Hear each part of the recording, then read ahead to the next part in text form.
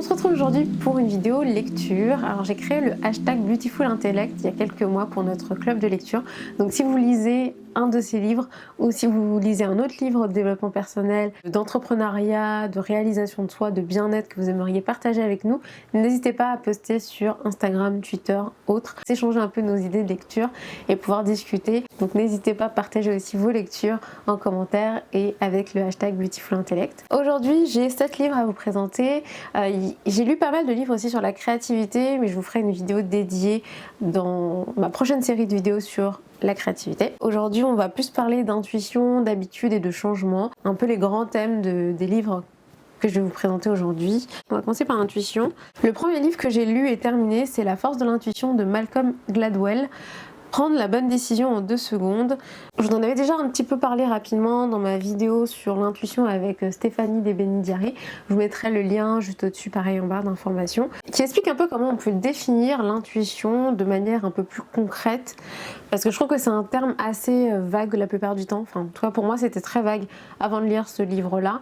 Et je trouve que ça permet d'avoir une idée un peu plus précise de ce qu'est l'intuition, comment l'utiliser, dans quel contexte on la retrouve en fait, dans quel type de situation on peut la retrouver. Par exemple notamment quand on a un pressentiment sur un événement, quand on rencontre quelqu'un et qu'on a une impression sur cette personne, quand on a des idées qui jaillissent un peu de manière inattendue et on ne sait pas trop pourquoi, on a une explication un peu plus scientifique, un peu plus concrète sur l'intuition. Donc moi j'ai bien aimé, j'aime bien aussi quand il y a pas mal d'études scientifiques qui sont rapportées parce que je trouve que ça permet de creuser et d'en savoir un peu plus. Je vous le recommande si le sujet de l'intuition vous intéresse. Il est quand même accessible en termes de lecture, il n'y a pas besoin d'avoir énormément de bases, je trouve, en psychologie ou en neurosciences, donc n'hésitez pas.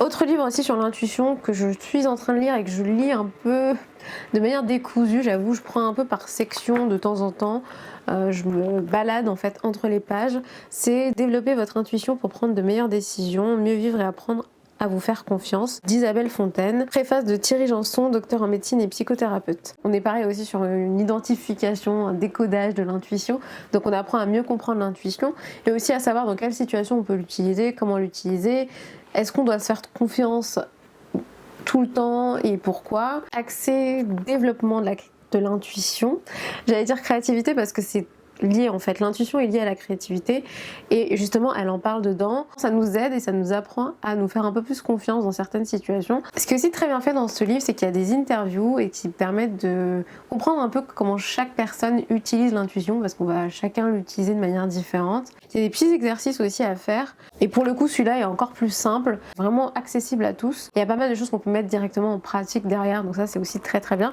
59 secondes pour prendre les bonnes décisions de Richard Wiseman, donc avec des neurosciences, de la psycho, des expériences rapportées, des informations en fait qui pour moi sont importantes à savoir. Ça va un peu plus loin que l'intuition parce que ça parle de choses qui nous influencent au quotidien, dont on n'a pas forcément conscience, donc ça parle de l'inconscient, du subconscient, la conscience, mais d'une façon très pragmatique, j'ai envie de dire. Par exemple, il y a eu une expérience dans laquelle on s'est rendu compte que le fait de mettre une photo de bébé dans un portefeuille augmente les chances pour que le portefeuille soit rapporté à la personne qui l'a perdu. C'est important de savoir par quoi on peut être influencé au quotidien et du coup en avoir conscience, ça évite de tomber dans certains pièges, ça évite de prendre des mauvaises décisions, j'ai envie de dire surtout. Il parle de bien-être, il parle de persuasion, il parle de créativité, de motivation, de stress. Par exemple, moi, il y a pas mal de choses que j'ai appris pour améliorer mon espace de travail et stimuler ma créativité, avec vraiment l'explication scientifique qui est derrière, que je trouve aussi hyper intéressant. C'est vraiment un livre,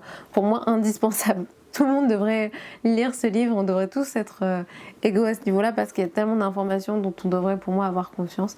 Ensuite, je vais vous parler d'un livre dont j'aurais absolument jamais pensé vous parler un jour. Et donc je vous ai un petit peu rapidement parlé sur Instagram, je l'ai mentionné en tout cas, qui est Le Chant unifié de Lynn McTaggart. J'espère que je prononce correctement. La force secrète de l'univers. C'est pas du tout le type de livre que j'ai l'habitude de lire, donc c'est plus un livre. Alors c'est un livre très scientifique. Ça relie la spiritualité et les sciences et ça explique surtout qu'il existe réellement une énergie en chacun de nous et qu'on est tous reliés par cette énergie.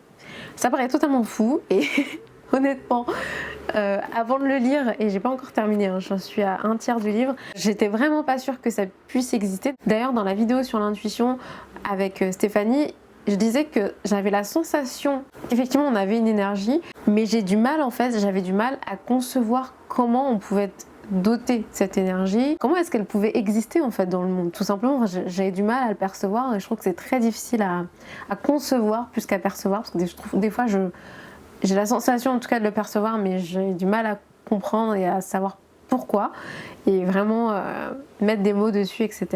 Et c'est exactement ce qu'explique ce livre. Alors il est très compliqué, hein, je vais pas vous mentir, il y a beaucoup de sciences, surtout de physique. Si vous avez fait un petit peu des études de sciences ou si vous aimiez les sciences au lycée, ça ira. Par contre, si vous détestez ça, lisez les parties sur les chercheurs, parce qu'en fait elle explique l'histoire des chercheurs qui ont fait ces découvertes et aussi un peu comment ils ont eu beaucoup de mal à être reconnus pour ce travail-là, alors que ça pouvait être des chercheurs très reconnus dans leur domaine au départ, et petit à petit les gens ont douté de ce qu'ils faisaient, les ont un peu pris pour des fous, ce genre de choses. Donc elle raconte vraiment toutes leurs histoires. C'est le genre de livre qui change totalement notre perception du monde, je trouve, et je trouve ça totalement dingue qu'il puisse y avoir des expériences scientifiques qui aient réussi à montrer ça.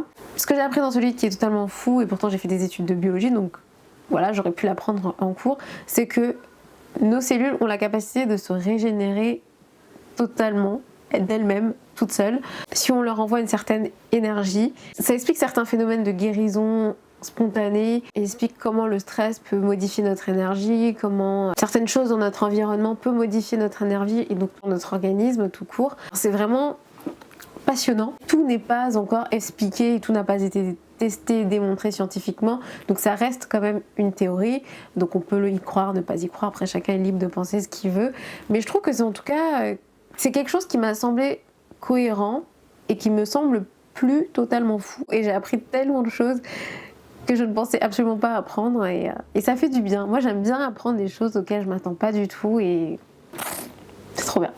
Voilà. Ensuite des livres donc, qui n'ont rien à voir ou presque, qui parlent plutôt des habitudes et du changement. Donc déjà le premier que j'ai acheté c'est Les 7 lois du changement, comment modifier son destin par Maxime Coignard. Une méthodologie, voilà on va dire, pour changer sa vie. Donc c'est plus un livre de conseils avec des exercices que vous pouvez mettre en pratique pour changer votre vie, un peu avec les étapes. Ce que je trouve intéressant, j'ai pas encore lu en entier et en détail. Il explique en gros 7 lois, 7 règles pour lui indispensables pour pouvoir changer totalement sa vie, partir sur une nouvelle façon de vivre, de nouvelles habitudes, etc. Il y a un peu moins de science dedans, un peu moins de psycho, de neurosciences, donc si voilà, vous voulez vraiment plus des conseils et une méthodologie, ça c'est vraiment très très bien. Et s'il y a des choses dans votre vie que vous avez envie de changer mais que vous n'arrivez pas à changer, vous ne savez pas comment changer, je vous conseille vraiment ce livre-là. Et dans la même lignée, je vous conseille Le pouvoir des habitudes, changer un rien pour tout changer de Charles Duhigg. J'espère que je le prononce bien. Là, il y a vraiment plus de science dedans, donc on comprend vraiment comment ça fonctionne. Il explique notamment que le fait de changer une habitude clé peut changer totalement les autres habitudes qu'on a, vraiment identifier les habitudes qu'il faut changer et comment, même via des toutes petites choses, faire des changements dans nos vies. Et il y a beaucoup d'histoires aussi de personnes qui ont réussi à changer leurs habitudes, quasi la totalité de leurs habitudes en très peu de temps. Souvent aussi ça arrive via des déclics. Par exemple, il y a des personnes qui ont arrêté de fumer comme ça sur un déclic. Moi par exemple j'ai décidé de revenir à naturel sur un déclic. Il y a des choses comme ça qui peuvent arriver dans nos vies et on ne sait pas forcément pourquoi ni comment on a fait pour tout changer, et c'est intéressant de vraiment décortiquer et de comprendre en fait ce qu'on a fait pour pouvoir le reproduire aussi à d'autres moments de nos vies pour des choses qu'on a un peu plus de mal à changer. Franchement j'ai hésité beaucoup à acheter ce livre et finalement je suis hyper contente. Et il est complexe, c'est vrai, parce qu'il y a beaucoup d'informations scientifiques aussi, mais il est hyper détaillé et je trouve hyper précis. Enfin, si vous aimez les romans, pour une fois, j'ai un roman à vous proposer. C'est Celle qui a dit fuck, le journal d'une imparfaite qui décide d'en finir avec les prises de tête, d'Anne-Sophie Lesage et Fanny Lesage, avec les illustrations de Léna Pirou. Léna qui avait co-animé l'atelier Moodboard que j'avais fait en décembre pendant Vlogmas organisé par la marque Joaillier, donc c'est là que j'avais rencontré et du coup on se suivait sur Instagram et elle m'a recontacté pour envoyer son livre et donc je suis hyper contente de l'avoir reçu, je le trouve hyper beau, qui a fait des illustrations qui sont hyper jolies dans ce livre et je trouve que c'est un livre aussi que je pourrais mettre dans la catégorie habitude et changement parce que c'est une fille imparfaite qui a au fond vraiment envie de changer sa vie mais qui sait pas trop comment s'y prendre, et en fait c'est vraiment son histoire, donc comme un journal intime, la date avec l'événement qui s'est passé, comment ça s'est passé, et puis ensuite il y a des petits exercices qu'elle fait qui sont aussi mis à côté, donc en fait ce qui permet de faire des exercices nous-mêmes et donc de rentrer dans sa vie et de se dire bon, moi aussi je vais faire ça, je vais faire ci, je vais essayer de tester cette technique qu'elle a essayée, et puis il y a des choses aussi qu'elle teste et qu'elle nous dit bah non, enfin moi ça marche pas. Ça déculpabilise beaucoup sur le fait d'améliorer sa vie parce qu'on se dit il faut que je change ma vie, mais bon est-ce que j'ai vraiment envie de le faire, est-ce que je suis obligée de le faire? Voilà, après on n'est pas obligé de changer sa vie, on n'est pas obligé d'évoluer si on n'a pas envie d'évoluer, mais on se rend juste compte que c'est peut-être bien pour nous, c'est peut-être important finalement, et c'est bien au moins d'essayer, même si on n'y arrive pas tout de suite, ça peut demander du temps, mais on peut y arriver et c'est vraiment hyper intéressant. D'ailleurs, je vais vous en faire gagner un sur Instagram, donc si ça vous intéresse, je vous mettrai le lien en barre d'informations. Si vous aimez les romans, en plus j'adore le format journal, donc très sympa. Voilà, c'est tout pour cette vidéo, j'espère qu'elle vous a plu, qu'elle vous a intéressé. N'hésitez pas à partager aussi vos lectures avec le hashtag BeautifulIntellect ou vos lectures en commentaire, à me poser vos questions, à échanger vraiment avec nous en commentaire, qu'on puisse discuter des livres, à me dire ce que ça vous a apporté, ce que vous en avez pensé. C'est hyper intéressant d'avoir l'avis de plusieurs personnes parce que je trouve que d'une personne à l'autre, les livres n'apportent pas la même chose. C'est vrai qu'on retient bien des choses quand on en discute, donc n'hésitez pas à partager tout ça avec nous en commentaire. Je vous fais plein de bisous et je vous dis à très vite pour une prochaine vidéo.